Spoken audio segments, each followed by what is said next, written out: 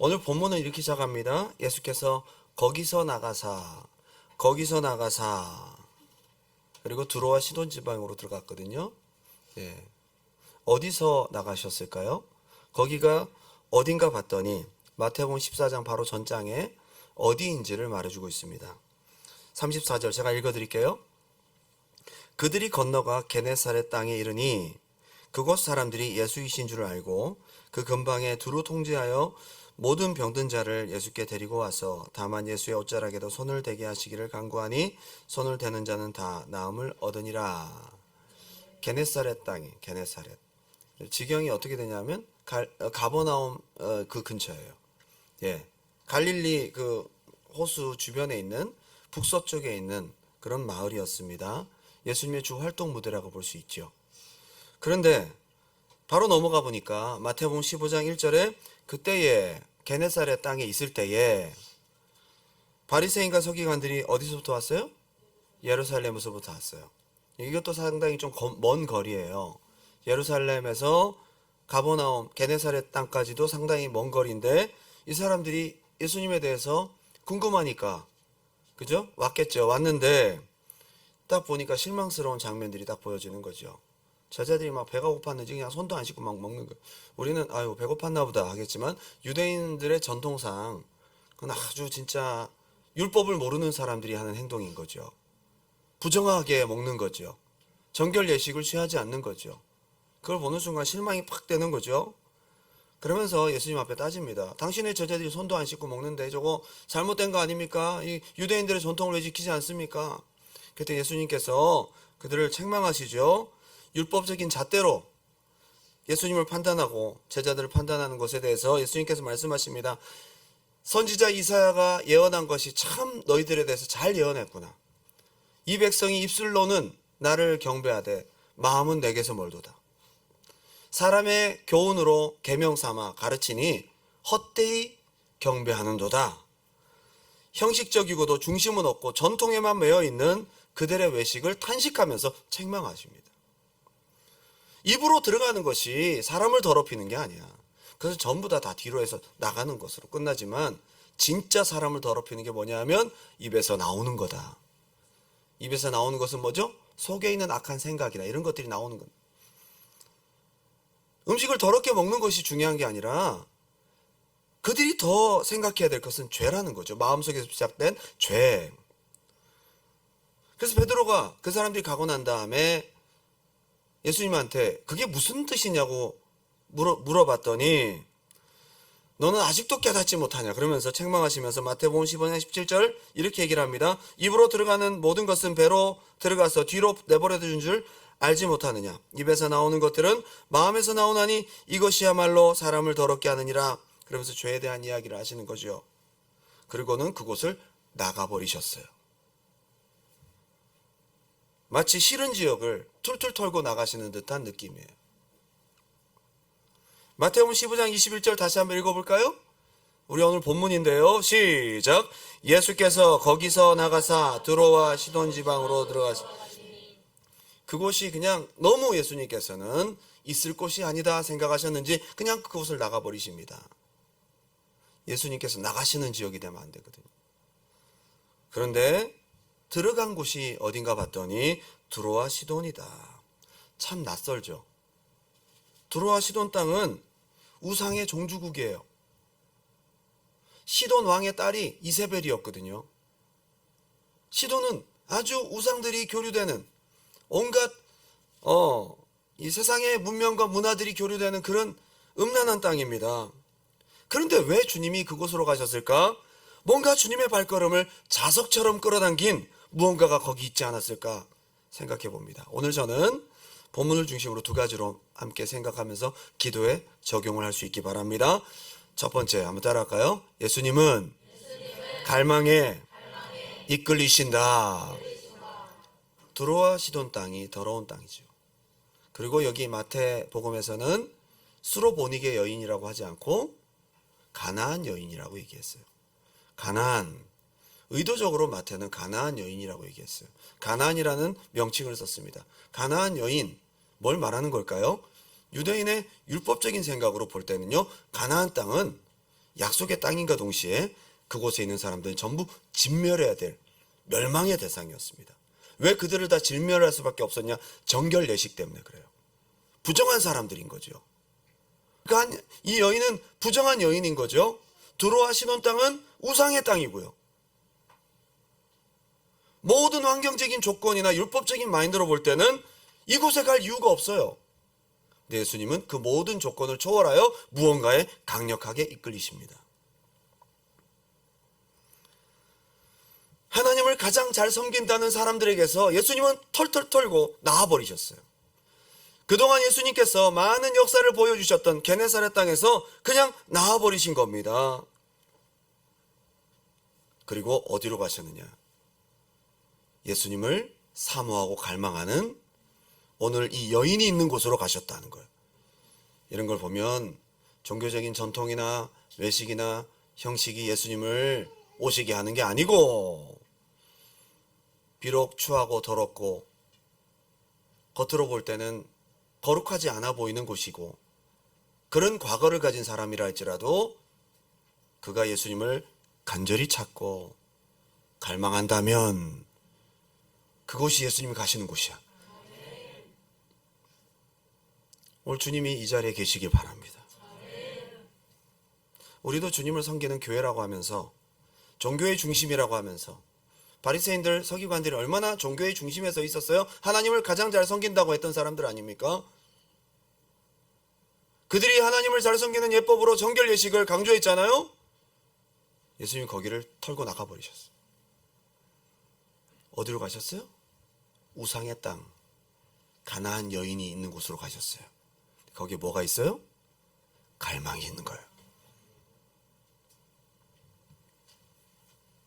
저는 우리 두란노 교회가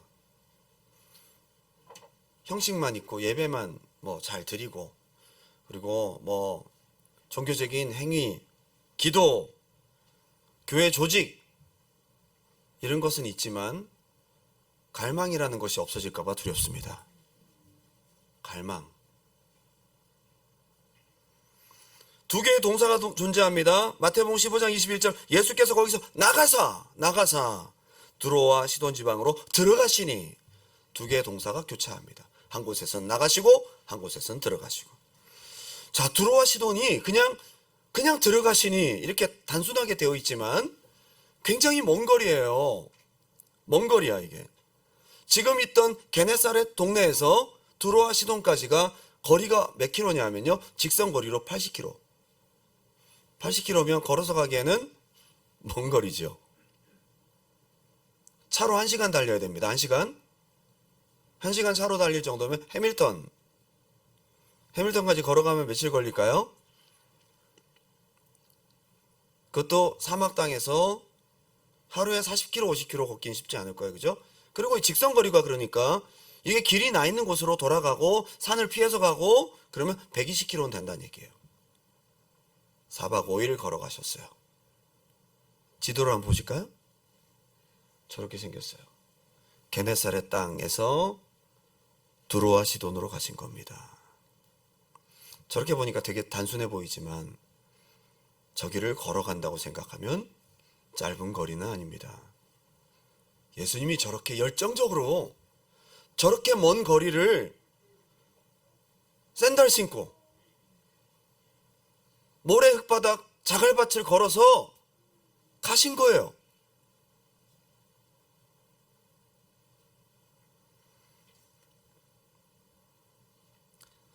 예수님의 발걸음은 형식만 있고 간절함이 없는 종교의 땅을 지나서, 거기서 나와서 비록 죄 많고 공고하지만 예수님을 간절히 갈망하는 그것으로 그 험난한 길을 걸어가신 거예요. 예수님의 발걸음을 그냥 우리가 두로와 시돈 지방으로 들어가시니 그게 아니야. 목마름이 없는, 갈망 없는, 종교만 남은 사람들에게서 예수님은 나오셔서 이방 우상을 섬겼던 곳이지만, 비록 죄 많은 곳이지만, 비록 과거에는 신분으로는 가나안 여인이지만 간절한 목마름과 갈망이 있는 땅으로 끌려서 가신 거예요. 이게 예수님을 끌어당기는 자석인 거야. 예수님이 이 자리에 끌려올 수 있는 표현이 좀 웃기다. 끌려오다니. 체포되는 것도 아니고. 어디에 끌리시냐면 여러분 속에 있는 갈망. 결국 성경에는 두로와 시돈 지방까지 간 이유들이 있겠지만 이 여인이 부각된 걸 보면 이 여자 때문에 가신 거예요. 비록 한 사람이 있다 할지라도 갈망이 있는 그 자리에 가신다는 거예요. 어떤 마음으로 오늘 이 자리에 앉아 계십니까, 여러분? 어떤 마음으로 이 자리에 앉아 계세요? 가보니까 누가 있나 봤더니 가나안 여인 수로보니게, 이게 수리아하고 페니키아를 섞은 말이에요. 어떤 지명이 있는 게 아니고요. 수리아 지역, 페니키아 지역을 합쳐서 합성어로 수로보니케 이렇게 돼 있어요. 어느 지역인지 정확하게 나오지 않아요. 어디 살았는지 알 수가 없어요. 근데 그 동네 어디서 이 사람도 걸어온 거예요. 엄청 먼 거리를 걸어온 거예요. 예수님이 걸어간 거리에 비하면 그 동네 사람인 거지. 여러분 참 신기하지 않아요? 나도 지금 갈망이 있어서 죽을 것 같아서 주님 앞에 걸어서 먼 거리를 왔다고 생각하는데 주님은 더 먼 거리를 오셨네? 결국 주님의 갈망과 이 이름 없는 한 여인의 갈망이 어느 티핑 포인트에서 만난 거예요.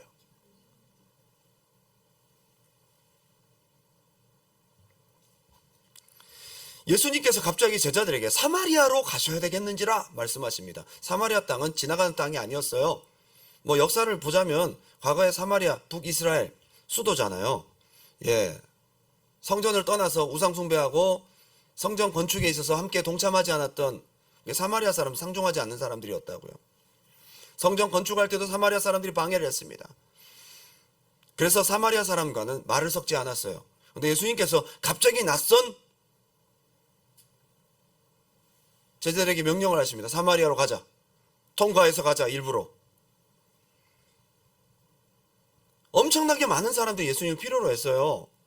그런데 사마리아에 살고 있는 한 여인이 있었던 거예요. 그 여인이 얼마나 예수님을 갈망하고 얼마나 예수님을 메시아를 찾고 마음속에 목말랐는지 하필 만난 곳이 우물가였습니다. 예수님을 만나고는 자기 육체적인 목마름을 채우려고 그 시간에 물들어 왔다가 너무나 영적인 목마름이 있었는데 그게 채워지니까 그걸 버리고 간 거예요. 이 여자는 육체적인 목마름보다 영적인 목마름이 있었던 사람이라는 것을 보여줍니다. 누구보다도 목말랐던 그 한 여인 때문에 예수님은 사마리아로 지나가신 거예요. 여러분, 우리 주님은 여러분 속에 있는 영적인 갈망이 강력한 자력을 발생하여서 당신에게 가십니다. 저는 우리 두란노 교회가 이런 사람들이 많이 모였으면 좋겠어요. 이런 마음들이 막 불타올랐으면 좋겠어요. 우리가 좀 부족하고 연약해도 여러분 마음속에 주님을 향한 불타는 갈망이 있으면 거기에 주님이 가시는 거예요. 이게 살아있는 예배가 되는 거 아니겠어요? 여기에서 이렇게 얘기합니다. 사마리아 여인과의 대화입니다. 요한복음 4장 23절 아버지께 참되게 예배하는 자들은 영과 진리로 예배할 때가 오나니 곧 이때라. 아버지께서 자기에게 이렇게 예배하는 자들을 찾으시느니라. 궁금하죠? 아버지는 누구를 찾으시는가 봤더니 24절 하나님은 영이시니 예배하는 자가 영과 진리로 예배할지니라. 뭐 되게 많은 해석들이 있어요. 영과 진리, 뭐 영을 성령으로 얘기하기도 하고 진리, 말씀으로 얘기하기도 하고. 근데 중요한 것은 간단하게 말해볼까요? 성령 안에서 갈망과 진정성 있는 예배, 그 예배자를 찾으신다는 거예요. 갈망과 진정성 있는 예배자, 그 사람을 찾으신다는 거예요. 이게 하나님 만나는 살아있는 예배, 믿음의 예배자. 마태복음 15장 22절 드디어 그 여인이 딱 등장합니다. 다 같이 한번 읽어볼까요? 시작. 가나안 여자 하나가 그 지경에서 나와서 소리질러 이르되 주 다윗의 자손이여 나를 불쌍히 여기소서 내 딸이 흉악하게 귀신 들렸나이다 하되. 역시 예수님의 끌림은 쉴 수가 없어요. 예수님을 너무 미치도록 기다리고 있었던 한 여자가 있었던 거예요.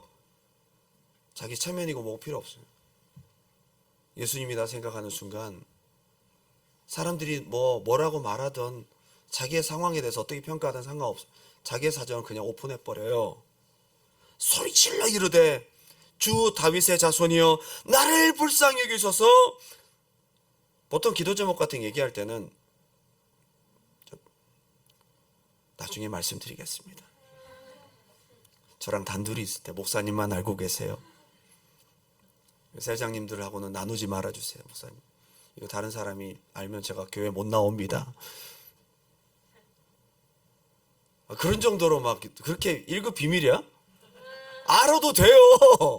낳는 게 중요한 거지. 이 갈망이 있으면 그런 거 필요 없는 거야. 내가 어떤 사람이고 내 딸이 지금 귀신, 참 부끄러운 얘기지만 이거 공개적으로 오픈해버려요. 소리 지르면서. 이 여자의 갈망을 예수님 보시고 거기에 끌려가신 거예요. 수리아 페네키아, 그죠? 스로보닉에 의술이 앞서 있었습니다. 이 지역은 시골이 아니에요. 헬라 문화의 영향을 가장 많이 받은 지역이고 두로와 시돈 지역이니까 그 근처니까 해상 무역 도시란 말이에요. 오늘날 같으면 여기가 내륙지방 토론토면 저기 뉴욕 같은 데죠. 해상 무역 도시 아닙니까? 수많은 약재와 신문물들이 수입되는 곳입니다. 예루살렘보다 훨씬 더 돈이 많은 곳입니다. 경제적으로 가난한 동네가 절대 아닙니다. 부유한 동네입니다. 돈 많은 동네입니다. 근데 이 여자가 돈이 많은지 안 많은지는 모르겠어요. 그거는 표현을 하고 있지 않아요. 물질이 주인이 된 그 지역에 귀신 들린 딸이 있는 한 여인이었습니다. 문명의 혜택은 받고 살았지만 영적으로는 귀신 들려 있었던 상황입니다. 너무 고달프고 정신적으로 고통스러운 상황이었습니다. 우상의 종주국답게 두로와 시돈에서는 많은 해법들이 있습니다. 악귀를 몰아내는 많은 해법들이 있습니다. 주술들이 있습니다. 다 시도해봤겠죠. 별의별 우상들을 다 찾아가 보고 사이킥들을 만나봤겠죠. 고치지 못하고 돈만 잃어버렸을 겁니다. 다 해봤을 겁니다. 그래도 안 되는 거예요. 여기 흉악하게 귀신 들렸다는 정도가 보통 심한 게 아니에요. 제정신 들어왔다가 나갔다가 들어왔다가 나갔다, 제정신 들어온 시간이 많다가 좀 대화를 좀 하면 좀 제정신 돌아왔다가 뭐 그런 정도가 아니라 맨날 미쳐서 날뛰는, 묶어놓지 않으면 안 되는 상황이었던 것 같아요. 어찌할 수 없는 병이었다. 생활이 안 되겠죠. 여러분, 그 가정에 자녀가 귀신 들리고 막 흉악하게 이렇게 돼 있으면요, 아버지 직장 못 갑니다. 엄마가 생활이 안 됩니다. 가족 전체가 피폐해집니다. 고통스럽습니다. 밤에 발작하면요, 그릇 때려 부시고 자기 몸을 자해하고 칼로 위협하고 무섭습니다. 통제가 안 되는 거죠. 공포의 하루하루 고통스러운 시간들이었을 것입니다. 주 다윗의 자손이여 나를 불쌍히 여기소서. 절박합니다. 너무도 간절합니다. 이거는 고통에서 터져나오는 신음소리입니다. 예수님이 마지막 기대였습니다. 이마저 안 되면 살 수가 없습니다. 물러설 수도 돌아갈 수도 없는 절박한 상황입니다. 간절한 상황입니다. 그런 여인이었던 거예요. 너무 아이러니하게 주님의 태도가 너무 아이러니해요. 주님이 이렇게 이 여인의 간절함과 갈망에 자석처럼 끌려오셨으면서도 주님은 태도가 너무 냉담합니다. 이 모든 과정은 다 테스트의 과정이라는 거 여러분 아십시오. 우리 성경을 보면 알잖아요. 그 주님이 어떻게 오셨는지 여자는 모르지만 성경을 보니까 80km 아니면 120km를 걸어서 이 여자를 만나러 오셔놓고는 막상 딱 보고는 딱 예수님께서 대꾸도 하지 아니하시고,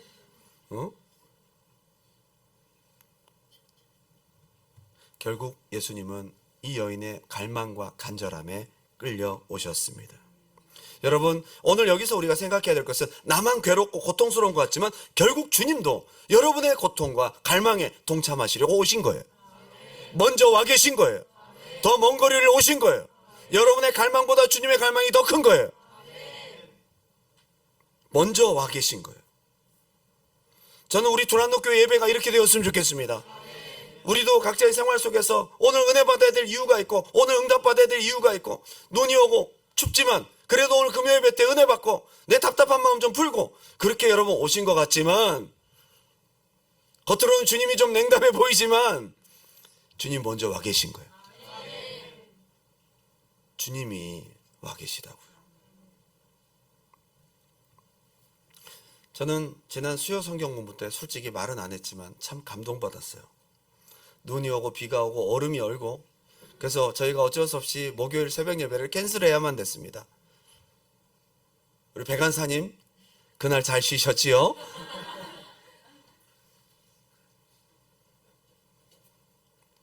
백안사님도 미리 말씀을 충실하게 준비하셨을 거예요. 갑작스럽게 캔슬이 돼서 안타까웠을 겁니다.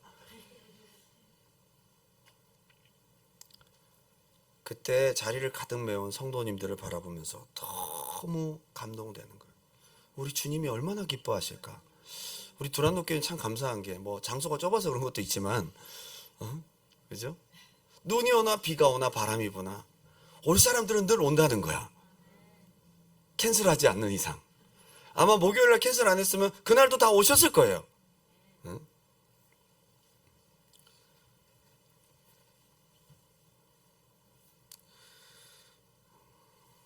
어제 오후 2시간, 여기 시간으로 오후 2시가 넘어서 갑자기 핸드폰 카카오톡이 올립니다. 빰빠밤 빰빰빠밤 빰. 누가 왔나, 이 시간에 누군가 봤더니 소리를 장혁재 목사님한테 연락이 온 거예요. 한국인데? 이분 왜 잠을 안 주무시지? 어제 오후 2시니까 한국은 새벽 4시란 말이에요. 무슨 일이지? 그래서 전화를 받았어요. 목이 꽉 잠겨서, 목사님 보니까 말하면서도 목이 잠긴 것이 그냥 뭐 목을 많이 써서 잠긴 게 아니라 몇 날 며칠을 우셨대요. 며칠을 울면서 골방에 들어가서 은혜 받고, 은혜 받다가 생각나서 전화를 했다고 말씀하시더라고요. 이번에 아틀란타에 사역하고 돌아가셔서 너무 하나님 앞에 자기가 골방에 들어가 시간을 보내야 되겠다. 30년이 넘는 시간, 7년 이렇게 7년 될 때마다 항상 하나님께서 터닝포인트를 이렇게 열어주셨는데, 이번에 자기가 그 호서대학교 신학대학원의 교수가 된 것이 터닝포인트인 줄 알았더니 그게 아니더래요. 하나님께서 초심으로 돌아가고 골방에 들어가서 다시 한번 갈망을 회복하라고 주신 이 시간이 터닝포인트래요. 목사님 무슨 힘든 일 있으세요? 어려운 일 있으세요? 전 걱정이 돼서 전화를 했더니, 얘기를 했더니 그게 아니래요. 자기가 지금 너무 바쁜 시즌이고 학교 문제도 여러 가지로 해야 될 시즌, 자기가 전부 내려놓고 골방에 들어가서 주님 앞에 이 간절함을 회복하는 시간이 되었다고. 30년을 넘게 초심을 유지할 수 있었던 비결이 이거더라고요. 갈망을 잃어버리지 않으려고 몸부림치는 거.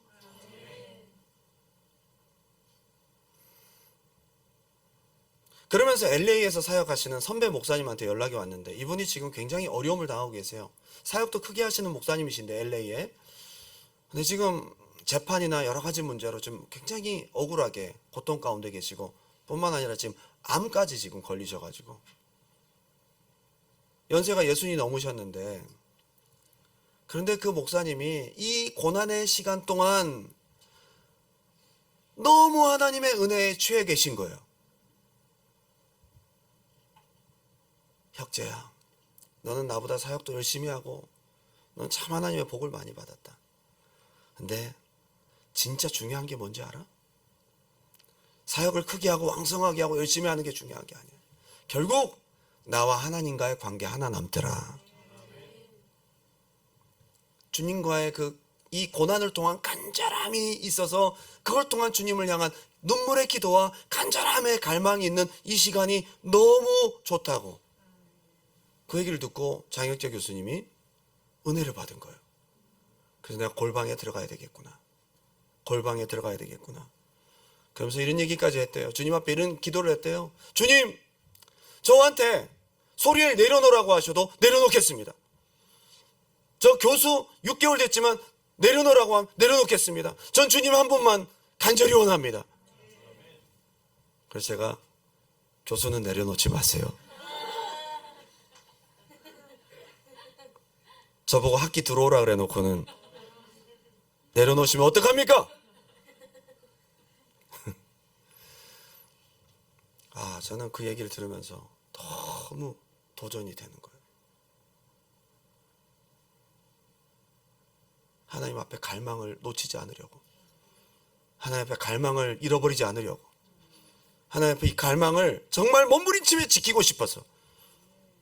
여러분, 믿음의 사람들은 이게 얼마나 중요한지를 알아서 갈망 없는 예배, 갈망 없는 기도, 갈망 없는 사역 하지 않으려고 이렇게 회복하려고 몸부림치더라고요. 저도 오늘 이 밤에 제가 기도할 제목들이 많이 있거든요. 저는 모임 장소에 대한 갈망이 있거든요. 좀 힘들겠지만 주님 그 모든 것들 허락하지 않으셔도 그러나 주님 한 분만, 정말 저는 오늘 그렇게 기도하고 싶어요. 주님을 향한 갈망 여러분 있습니까? 마음속에 있어요? 오늘 이 밤에 수로보니게 여인에게서 우리가 한 가지 딱 배울 수 있어요. 출신 성분도 볼 것도 없고 어디서 왔는지도 몰라. 문제만 다닥다닥 붙어있는 우상의 도시에 살고 있던 불쌍한 여자예요. 근데 한 가지 있었어요. 80km, 120km를 걸어오게 만든 그 마음속에 뜨거운 갈망이 있었다고. 이게 있어야 예배고, 이게 있을 때 기도의 역사가 있습니다. 여러분, 오늘 갈망 회복합시다. 이 갈망 회복할 수 있기 바랍니다. 할렐루야. 그러면서 여러분, 제가 기도 제목 한 가지 나눕니다. 그럼 얘기하다 갑자기 전화를 멈추더니 막 울어요. 그러더니 최근에 찬양사역자 후배인 유은성 전도사님 아세요? 아버지 당신의 마음이 있는 곳에 김정화라는 배우랑 결혼했잖아요. 그리고 주의 손에 나의 손을 포개고 주의 발에 날, 우리가 고난주간 때마다 은혜롭게 불렀던 많은 찬양을 작사하고 불렀던 전도사님, 너무 귀한 전도사님이에요. 근데 작년 10월 달부터 뇌종양이 생긴 거예요. 발견됐어요. 고치기 어렵대요. 수술하기도 쉽지 않대요. 그래서 막 우는 거예요. 근데 장혁조 교수님이 뭐라고 하냐면, 목사님 저는 그래도 좌절하지 않아요. 우리 은성이가 잘 헤치고 나갈 거예요. 오히려 이것이 주님을 더 뜨겁게 갈망하는 시간이 될 거예요. 그것이 갈망의 재료가 될 수 있다면, 그것이 주님을 뜨겁게 만날 수 있는 은혜의 통로가 될 수 있다면, 주님이 고쳐주시든지 역사하시든지 아니면 가장 좋은 방법으로 인도하실 거다. 이 갈망이 얼마나 중요한지를 아는 사람들은 벌써 시각이 다르더라고요. 오늘 이것을 찾을 수 있는 밤이 되길 바랍니다. 두 번째는 한번 따라할까요? 가난한 심령은 모든 것을 돌파한다. 수로보니게 여인의 갈망이 얼마나 컸는지를 예수님과의 대화 속에 좌절하지 않는 그녀의 모습, 물러서지 않는 그녀의 모습을 통해 알 수 있어요. 이 과정이 없었다면 얼마나 갈망했는지 우리가 몰랐을 거예요. 근데 이 과정을 통해 주님은 그녀의 갈망을 드러내셨어요. 그리고 칭찬하신 겁니다. 참 희한한 것은 그렇게 어렵게 찾아가서 막상 여인을 만나고서는 예수님 반응이 낯선 거죠. 왜 이렇게 차갑습니까? 22절, 가나안 여자 하나가 그 지경에서 나와서 소리질러 이르되 주 다윗의 자손이여 나를 불쌍히 여기소서 내 딸이 흉악하게 귀신 들렸나이다 하되. 이 입장 조금 이해되시죠? 예, 다 설명하지 않아도 너무 절박한 마음으로 기도하러 왔는데 실망스럽게도 예수님이 23절, 예수는 한 말씀도 대답하지 아니하시니 제자들이 와서 청하에 말하되 그 여자가 우리 뒤에서 소리를 지르오니 그를 보내소서. 주님의 대답이 하나도 없는 거예요. 제자들이 낯선 거죠. 예수님의 모습이. 심지어 제자들이 안타까워서 얘기할 정도로 이렇게 소리 지른 게 한 번이 아닌 거야. 계속 따라오면 소리를 질렀던 거야. 아주 성가시게. 근데 예수님 대답을 안 하세요. 아랑곳하지 않고 계속 소리를 지르니까 제자들이 예수님 저렇게까지 소리를 지르는데 좀 고쳐서 좀 돌려보내세요. 얘기를 합니다. 너무 낯설잖아요. 24절에 예수님이 충격적인 말씀을 하십니다. 이 얘기를 여자가 들어요. 다 같이 읽어볼까요? 시작. 예수께서 대답하여 이르시되 나는 이스라엘 집에 잃어버린 양 외에는 다른 데로 보내심을 받지 아니하노라 하시니 너는 이방인, 너는 제외 대상이야. 답을 딱 단호하게 내려버렸어요. 절망적이죠. 인자하고 국률이 많다던 예수님의 모습은 온데간데였고 내 마지막 시도, 마지막 지푸라기 잡는 심정으로 여기까지 왔는데 딱 잘라서 안 돼! 나 너 때문에 온 게 아니야. 너는 은혜의 제외 대상이야. 와, 그 자리에 털썩 주저앉아서 죽어버리고 싶을 만큼 고통스러웠을 것입니다. 삶을 포기하고 싶은 순간이었을 것입니다. 여러분, 여기서 우리가 배워야 될 것은 그때도 물러나지 말아야 됩니다. 하나님께서 여러분에게 갈망을 테스트하고 계시다 이 말이에요. 저도 이런 반응이 올 때가 많거든요. 진짜 간절하게 기도하고 금식하고 기도하고 침묵하세요. 아무런 말씀을 하지 않으세요. 그때 제 마음속에는 우라통이 터지죠. 주님이 나를 사랑하지 않는구나라는 확신을 얻게 되죠. 더 이상 기도 따위는 하지 않으리라 라는 생각을 갖게 되지요. 그게 툴툴거리고는 안 해 그랬다가도 다시 돌아갑니다. 결국 갈망이 이기는 거야. 갈망이. 25절 여자가 포기하지 않습니다. 다 같이 읽어볼까요? 시작. 여자가 와서 예수께 절하며 이르되 주여 저를 도우소서. 야, 이 여자분 대단하다 그죠? 어? 포기 안 합니다. 절박하니까 장애물이 더 이상 장애물이 아닙니다. 포기할 수도 없고 포기도 안 되는 절박함입니다. 이것이 있어야 될 줄 믿습니다. 포기하지 마세요. 진짜 간절하면 포기가 안 돼. 진짜 갈망이 있으면 포기가 안 된다고. 우리 주님이 여기에 끌려오신 거예요. 기도했다가 안 된다고 포기할 수 없는 거 있잖아요. 원망했다가 내려놨다가 안 한다고 했다가 다시 돌아갈 수밖에 없잖아요. 주님이 답이니까 어쩔 수 없어. 주님 말고는 방법이 없어. 갈망과 절박함이 이렇게 주님을 포기할 수 없는, 뒤로 물러날 수 없는, 더 이상 갈 곳이 없는, 대안이 주님밖에 없는 이러한 은혜가 되길 바랍니다. 저는 예수님께서 이 과정을 얘기하지 않았다면 이 여자가 얼마나 절박하고 갈망이 있었는지 몰랐을 수도 있어요. 근데 주님께서 드러내신 겁니다. 더 충격적인 이야기가 있습니다. 최후의 한 방이 있습니다. 26절 다 같이 시작. 대답하여 이르시되 자녀의 떡을 취하여 개들에게 던짐이 마땅하지 아니야. 아까 넌 아니야 라고 했을 때는 그 여자가 뒤에 있었고요. 여자가 점점 앞으로 나와서 예수님 앞에 면전에 대고 절하고 그 앞에 엎드렸어요. 자존심이고 뭐고 다 내려놓은 거예요. 그냥 완전히 바닥에 엎드린 거예요. 이렇게까지 자기를 다 오픈을 했는데 예수님의 답변이 충격적입니다. 면전에 대놓고 얘기한 거예요. 자녀의 떡을 취하여 개들에게 던짐이 마땅하지 않다. 이게 한마디로 너는 개다 얘기를 한 겁니다. 이거 보면 참 은혜가 안 될 수 있겠죠. 어떻게 예수님이 이런 말씀을 하시지? 원문을 보면 더 충격적이에요.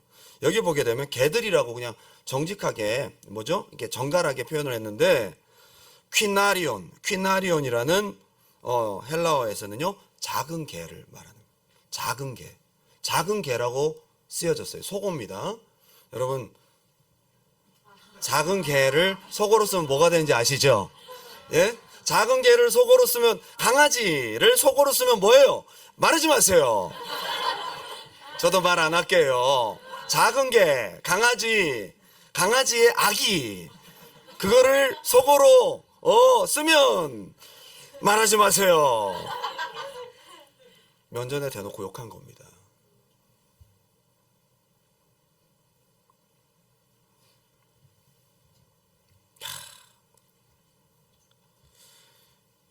여러분이 비참하고 절박한 심정으로 주님 앞에 와서 간절히 기도했습니다.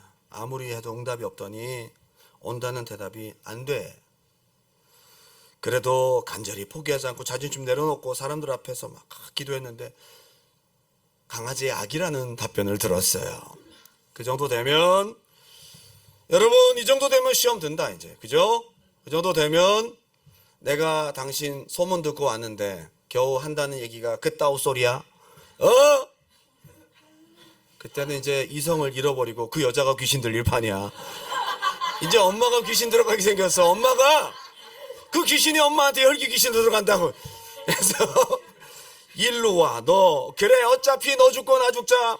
네가 뭐 하나님의 아들이야? 물건 늘어지고 막 옷을 막 잡아 뜯고 막 제자들이 말리는데 놔! 그러면 그렇게 돼야 되거든요. 그죠? 제자들은 말리고. 그런데요, 진짜 절박한 사람은 그렇지 않습니다. 자존심, 상처, 이거보다 더 컸던 게 뭔지 아세요? 절박함이에요. 나를 살리지 않으면 안 돼. 고치지 않으면 안 된다고. 절박함이에요. 간절함이에요. 이 갈망입니다. 예수님이 여기에 끌려오신 거예요. 절대 포기하지 마시기 바랍니다. 오늘 이 밤에 여러분 기도해서 응답이 안 됐다고, 뭔가 내가 간절히 기도했는데 응답이 안 됐다고 시험 들지 말고, 많은 분들이 여기에 자꾸 주님께서 갈망을 테스트하시고 간절함의 분량을 체크하실 때 자꾸 넘어지고 자꾸 나갔다가 또 기도하러 왔다가 또 아니네 그러고 또 나갔다가 또 기도하러 왔다가 아니네 또 나갔다가 기도하러 지쳐가지고 나중에 완전 떨어져 나가버리고, 그러다가 나중에 시간이 지나서 다시 돌아왔는데 또 은혜가 안 되고, 그러면 안 되거든요. 포기하지 마세요 여러분. 물러나지 마세요. 우리 예수님의 의도를 우리가 알아야 돼요. 이 여자를 만나러 오신 거예요. 오신 거예요. 근데 이 여자의 믿음을, 갈망의 정도를 달아보신 거예요. 예수님 다 알고 계셨어요. 이 여자가 얼마나 속에 갈망이 있는지를 알고 계셨어요. 알고 계셨어요. 그리고 예수님의 기대에 부응하는 여인의 모습을 볼 수 있습니다. 해볼 수도, 버릴 수도, 죽일 수도, 죽을 수도, 물러날 수도 없는 상황이에요. 그래서 여자가 마태복음 15장 27절 이렇게 얘기를 합니다. 다 같이 한번 읽어볼까요? 시작. 여자가 이르되 주여 올소이다마는 개들도 제 주인의 상에서 떨어지는 부스러기를 먹나이다. 아멘. 주인의 상에서 떨어지는 부스러기가 어떤 의미냐면요, 그 당시에 정결 예식으로 손을 씻잖아요. 아까 손 씻는 이야기를 하고 거기서 빠져나왔잖아요. 이 여자가 그걸 알고 있어요. 손을 씻고 난 다음에 빵을 뜯어서 먹잖아요. 먹다가 소스도 묻고 뭐 할 수 있잖아요. 그럼 빵을 먹을 때 주로 가장자리나 딱딱한 부분 떼고 먹잖아요.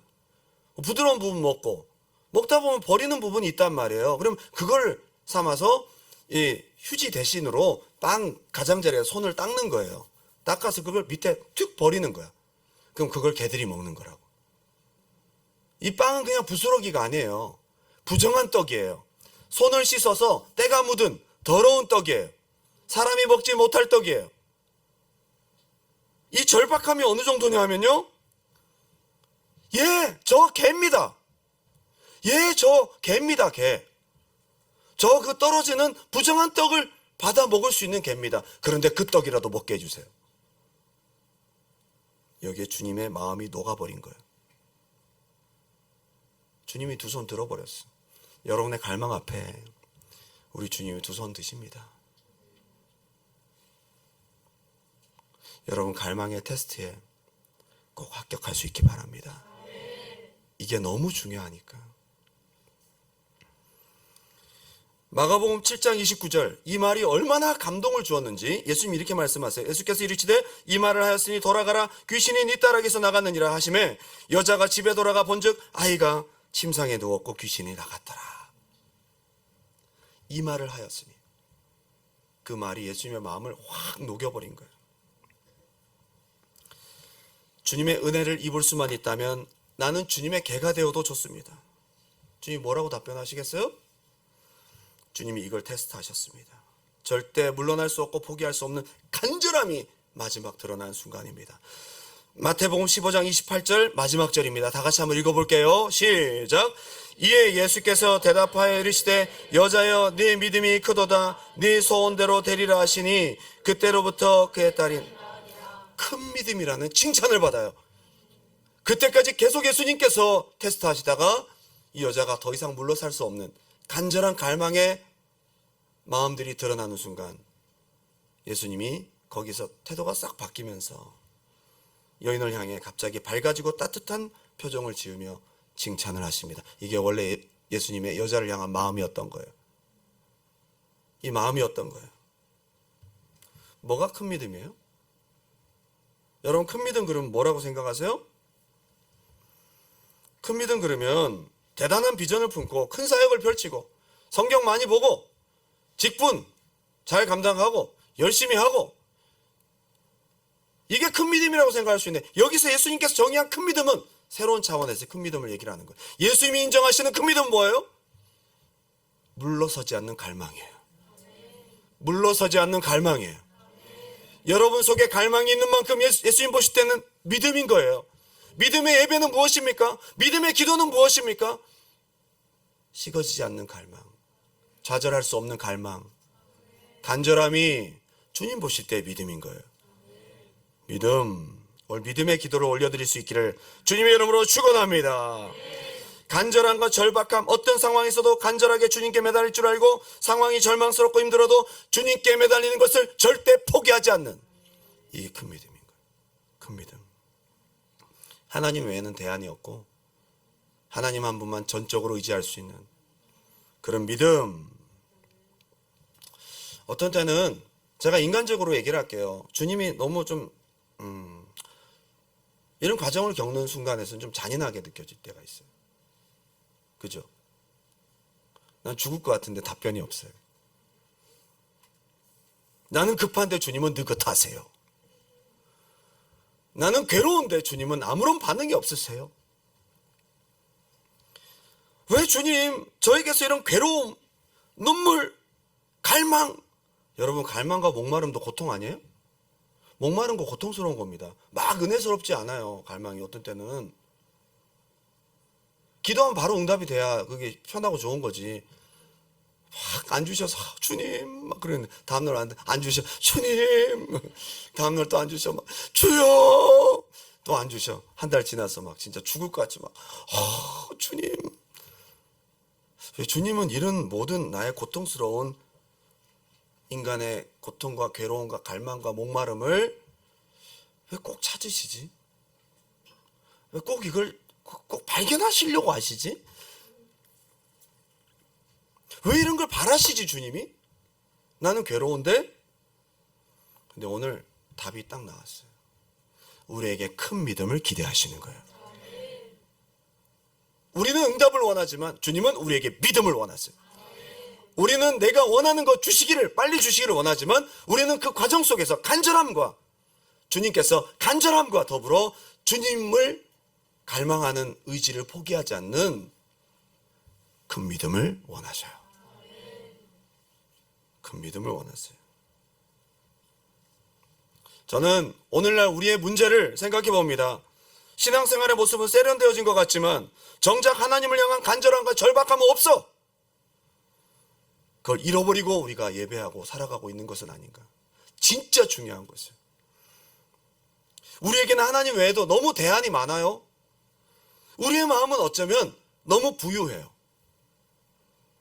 오늘 이 수로보니게 여인, 주님을 감동시켰던 큰 믿음의 소유자 이 여인의 갈망이 오늘 저와 여러분에게 발견되어지길 바랍니다.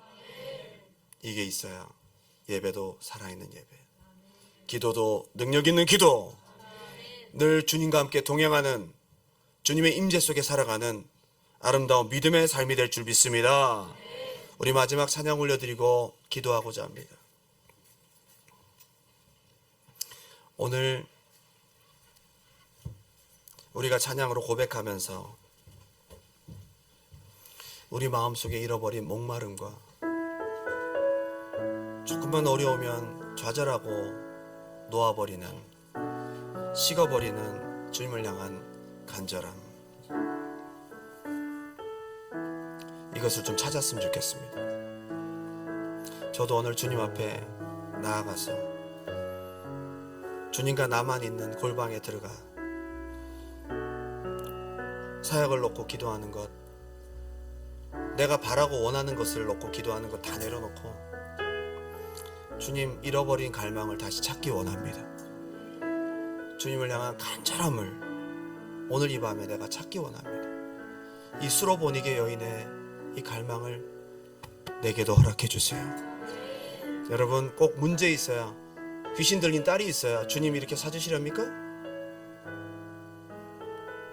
여러분, 그런 문제가 없어도 여러분 속에 영혼에 불타는 갈망이 있기 바래. 이 목마름이 있기 바랍니다. 성령 안에서 이것이 우리 안에서 회복되길 바랍니다. 주께 가까이, 주께 가까이 날 이끄소서. 간절히 주님만을 원합니다. 채워주소서. 주의 사랑을 진정한 찬양 드릴 수 있. 다시 한번 기도하는 마음으로 주께 가까이, 주께 가까이 날 이끄소서.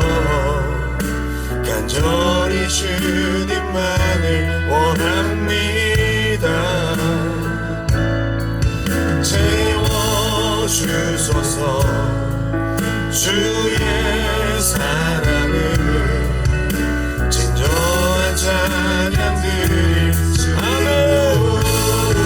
목마른 나의 영혼, 목마른 나의 영혼 주를 부르니 나의 맘 만져. 주님 우리의 숨을 채워서 우리 안에 진짜 주님이 찾으십니다.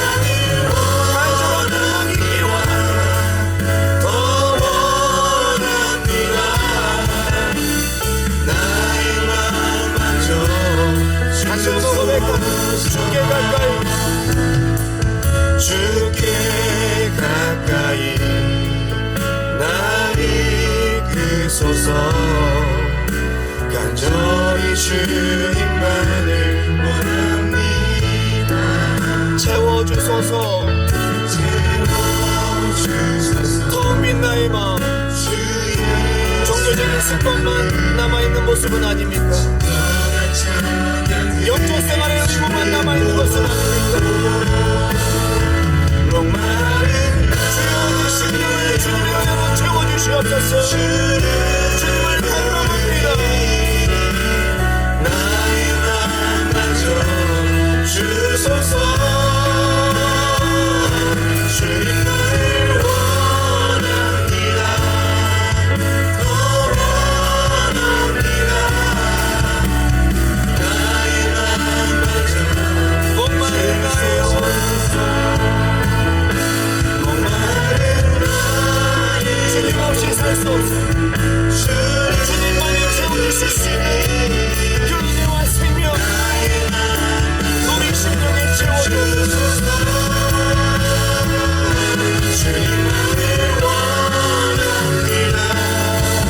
더 원합니다. 나의 맘 만져 주소서. 한번 기도할까요? 여러분, 오늘 금요 예배 나와주셔서 참 고맙습니다. 여러분의 오늘날 예배는 어떻습니까? 여러분의 기도는 어떻고요? 갈망이 없는 예배, 갈망이 없는 기도는 여러분 너무 힘든 겁니다. 의무감만 남아서 너무 서글픈 영적 생활을 하고 있는 우리의 모습은 아닌가. 주님을 불렀던 애타는 부르짖음, 주님을 향한 간절한 눈물은 어디 있습니까?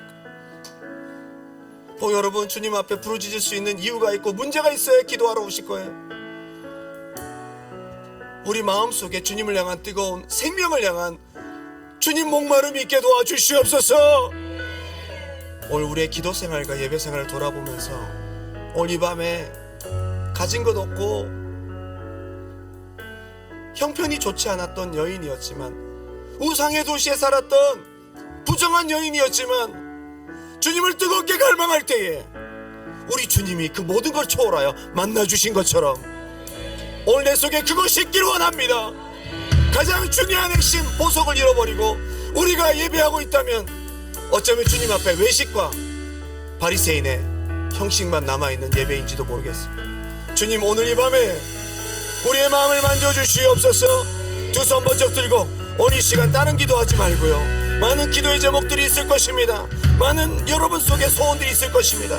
그런데 오늘 가장 중요한 주님을 향한 영적인 갈망을 우리 속에서 회복시켜 주시라고 우리 주님의 이름 한번 뜨겁게 부르고 기도합니다. 주여.